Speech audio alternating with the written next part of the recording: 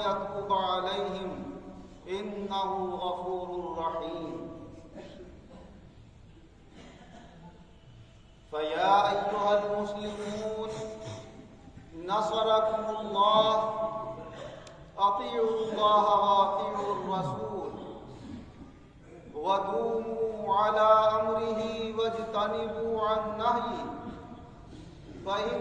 لكم فيه خير الدارين۔ حضرات کرام، خطبہ مسنونہ کے بعد قرآن عظیم کا جو حصہ تلاوت کیا، اس میں اللہ تبارک و تعالی ارشاد فرما رہا ہے کہ ہمارے کچھ بندے ایسے بھی ہیں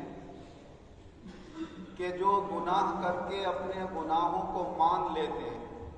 اعتراف کر لیتے ہیں کہ ہم سے یہ گناہ ہو گیا۔ ان کے کچھ نیک عمل بھی ہوتے ہیں اور کچھ ان سے برے کام بھی ہو جاتے ہیں۔ جب یہ لوگ اعتراف کرتے رہیں گے اپنے گناہوں کا تو یقیناً اللہ تعالیٰ ان کے گناہوں کو معاف کرتا رہے گا، ان کی توبہ کو قبول فرماتا رہے گا۔ بے شک اللہ تعالیٰ گناہوں کو بخشنے والا، رحم فرمانے والا۔ اللہ تبارک و تعالی اپنے کلام عظیم میں یہ اشارہ فرما رہا ہے کہ میرے بندوں کے حالات الگ الگ ہیں۔ کچھ میرے بندے وہ ہیں جو زیادہ سے زیادہ اپنے آپ کو گناہوں سے بچاتے رہتے ہیں اور نیکیوں کی طرف توجہ رکھ کے اچھے کام کرتے رہتے ہیں۔ کبھی اتفاق سے ان سے کوئی گناہ کی بات ہو گئی تو ہو گئی، ورنہ وہ زیادہ تر اپنا وقت نیکیوں میں گزارتے ہیں۔ اور کچھ بندے وہ ہیں کہ جن کے اعمال برابر سرابر ملے جلے رہتے ہیں، کبھی کوئی نیک کام کر لیا، کبھی کوئی برائی کی بات ہو گئی، کبھی سچ بول گئے، کبھی منہ سے جھوٹ نکل گیا، کبھی جائز کام کر لیے، کبھی کسی مجبوری سے ناجائز کام کی طرف قدم اٹھ گیا۔ تو ایسے اس درمیانی درجے کے جو لوگ ہیں، ان کے بارے میں اللہ تعالیٰ نے قرآن پاک کی اس آیت میں فرمایا کہ ایسے لوگ بھی کہ جن کی نیکیاں اور گناہ ملے جلے رہتے ہیں، اگر انہیں اپنے گناہوں کا اعتراف رہتا ہے اور وہ یہ پہچانتے ہیں کہ ہم سے غلطی ہو گئی اور اللہ سے معافی مانگ لیتے ہیں، تو اللہ تعالیٰ ان کے قصوروں کو معاف فرما دیتا ہے اور ان کی توبہ کو قبول فرما لیتا ہے۔ اور کچھ نیکی میں بہت اعلیٰ درجہ رکھتے ہیں تو کچھ گناہوں میں بہت نیچا مقام رکھتے ہیں۔ نیکیوں میں اعلیٰ مقام رکھنے والے اللہ کے نبی اور اللہ کے رسول ہوئے، اور پھر ان نبیوں کی صحبت کی برکت سے حضرات صحابہ رضی اللہ عنہم ہوئے۔ اور جیسے جیسے اللہ اور اس کے رسول کے فرمان سے اور ان کے مبارک زمانے سے دوری ہوتی چلی گئی، لوگوں کے اندر گناہ بڑھتے چلے گئے اور نیکیوں کی کمی ہوتی رہی۔ آج دنیا میں جو حال ہے ہمارے اور آپ کے سامنے، کیا ہر محلے کے اندر اتنے لوگ ہوتے ہیں کہ نماز میں ایک صف بھر جائے یا آدھی صف میں کھڑے ہوں؟ اگر پورے محلے کے لوگ اپنے محلے کی مسجد میں نماز پڑھنے آ جائیں، جس وقت وہ گھر پر موجود ہیں، کام وام میں گئے ہیں تو الگ بات ہے، عشاء میں آ جاتے ہیں لوگ، زیادہ تر فجر میں آ جاتے ہیں، تو پوری مسجد بھر جائے گی۔ تو معلوم یہ ہوا کہ ایک محلے سے مشکل سے 10% یا 5% لوگ نیکیوں کی طرف آنے والے ہیں، اور 90 اور 95% لوگ وہ ہو چکے ہیں جو اللہ کے احکام سے دور ہو چکے ہیں۔ اور جب حضور نبی اکرم صلی اللہ علیہ وسلم کا مبارک زمانہ تھا تو حضرات صحابہ رضی اللہ عنہم حدیثوں کے اندر بیان فرماتے ہیں کہ نماز سے کوئی بھی آدمی باہر نہیں رہ سکتا۔ جس نے دل سے پڑھا لا الہ الا اللہ محمد الرسول اللہ، وہ بھی نماز میں آتا تھا، اور جس نے صرف زبان سے اقرار کر لیا، جسے منافق کہا جاتا تھا، دل میں چاہے کفر ہوتا تھا مگر نماز میں وہ بھی آتا تھا۔ نماز سے کوئی پیچھے نہیں رہتا تھا۔ اور حضور صلی اللہ علیہ وسلم نے ارشاد فرمایا کہ ہمارے اور کفر کے درمیان بس فرق کرنے والی یہ نماز ہے۔ جب تک نماز پڑھتے رہو گے سمجھ لو تمہارے اندر ایمان کی پہچان باقی رہے گی، اور جب نماز چھوڑ دی تو کیا پہچان رہ گئی تمہارے؟ فرماتے ہیں کہ اگر کوئی شخص اتنا کمزور اور بیمار ہوتا تھا کہ 2 آدمیوں کے کندھے پہ ہاتھ رکھ کے مسجد تک آ سکتا تھا، تو حضور کے زمانے میں وہ بھی مسجد میں آ کے نماز پڑھتا تھا، اپنے گھر میں نماز نہیں پڑھا کرتا تھا۔ اور یہی عمل حضور صلی اللہ علیہ وسلم کا رہا۔ آخری وقت جب آپ سے اٹھا تک نہیں جا رہا تھا تو ایک طرف حضرت عباس رضی اللہ عنہ تھے اور ایک طرف حضرت علی کرم اللہ وجہہ تھے، اور آپ دونوں کے کاندھے پر ہاتھ رکھے ہوئے، قدم پر سہارا نہیں دیا جا رہا تھا، اور گھسٹتے ہوئے مسجد کو تشریف لے گئے اور مسجد میں جا کر نماز ادا فرمائی۔ تو حضور صلی اللہ علیہ وسلم کے صحابہ کا زمانہ ہم اپنے سامنے رکھیں اور آج کا دور اپنے سامنے رکھیں تو دین میں کتنی گراوٹ ہوتی چلی آ رہی ہے، اور یہ پہلے ہی ہمارے رسول حضور صلی اللہ علیہ وسلم نے بیان فرما دیا۔ آپ نے ارشاد فرمایا خیر القرون قرنی ثم الذین یلونہم ثم الذین یلونہم او کما قال رسول اللہ صلی اللہ علیہ وسلم۔ آپ نے فرمایا سب سے بہتر زمانہ میرا زمانہ، پھر اس سے کم بہتر میرے بعد والوں کا زمانہ ہے، پھر اس سے کم بہتر ان کے بعد والوں کا زمانہ ہے۔ تو 3 زمانوں کی آپ نے خیریت کا ذکر فرمایا۔ حضور کا زمانہ صحابہ رضی اللہ عنہم کا زمانہ ہو گیا، ان حضور کے بعد کا زمانہ تابعین کا زمانہ ہو گیا،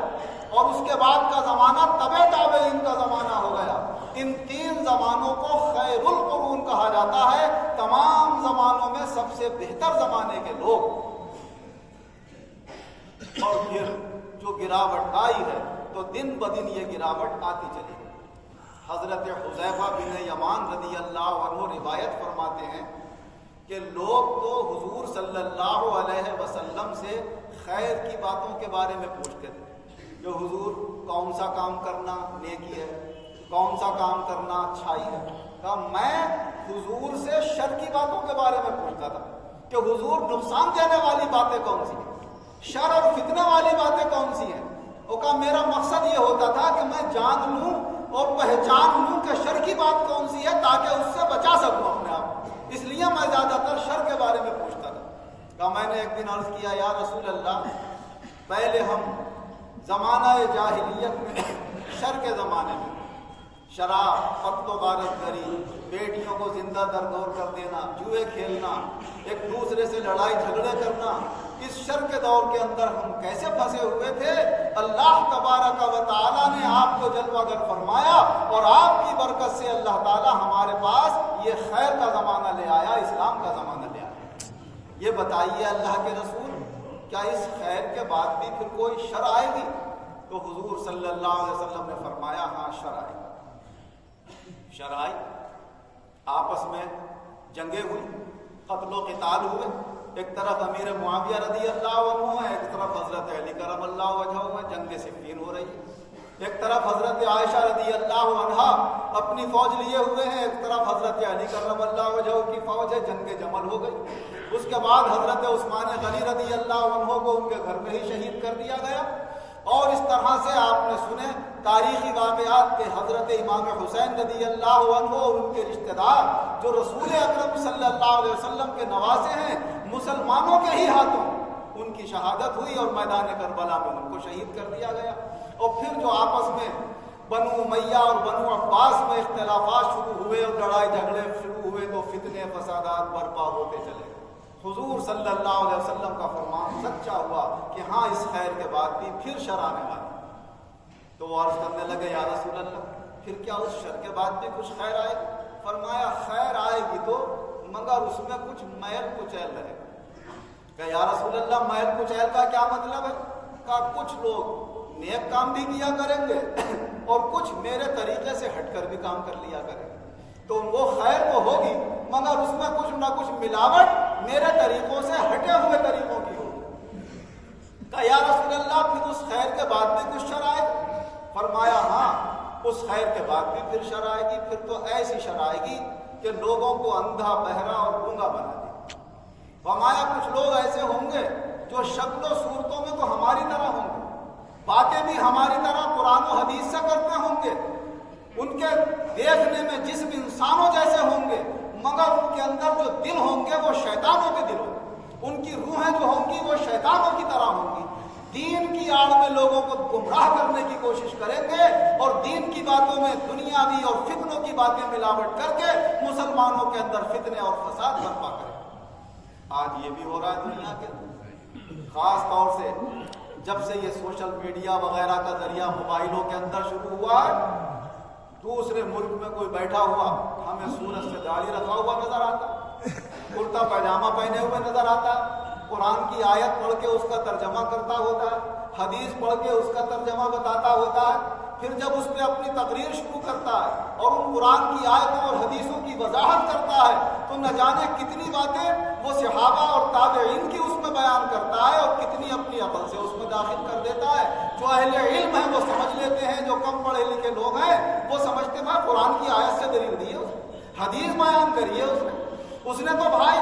صحابہ کے اور تابعین کے اقوال ہمارے سامنے بیان کیے ہیں، مگر اس کے بیچ میں کیا داخل کر دیا یہ عام آدمی نہیں سمجھ سکتا، اسے اہل علم ہی سمجھ سکتے ہیں۔ اسی لیے میں بار بار عرض کرتا ہوں کہ کسی بھی بات میں اگر آپ کو کوئی شک اور شبہ ہو تو اپنے یہاں کے عالم سے رجوع کر کے اس شک شبہ کو دور کر لینا چاہیے، اس کو اپنے دل میں جما کر اپنے عالموں سے متنفر نہیں ہونا چاہیے جن کو آپ پہچانتے ہیں کہ بھائی ہمارے عالم تو کچھ اور بتا رہے تھے، وہ تو کچھ اور بتا رہا ہے۔ ارے وہ کچھ اور بتا رہا ہے، جس کو تم پہچانتے نہیں اس پر تو ایمان لے آئے، اور جس کو پہچانتے ہو جانتے ہو اس سے متنفر ہو رہے ہو۔ تو اس طرح کے بہت سارے لوگ